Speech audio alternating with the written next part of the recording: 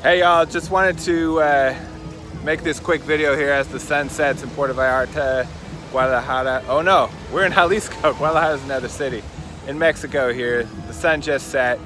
And I just wanted to say that, you know, this business is awesome. And, you know, I couldn't have done it without Airbnb. I'm staying in an Airbnb down here in Mexico right now.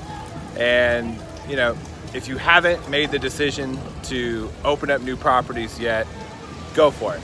Trust me, you know, it's perfectly fine to open up properties, set your business up, and hire the right team and let them do the kind of boots on the ground work that needs to be done. You don't need to do it yourself. This is definitely something that you can be location independent on.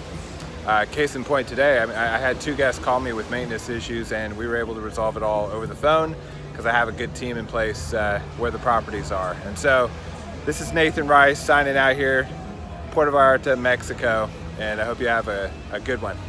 See ya.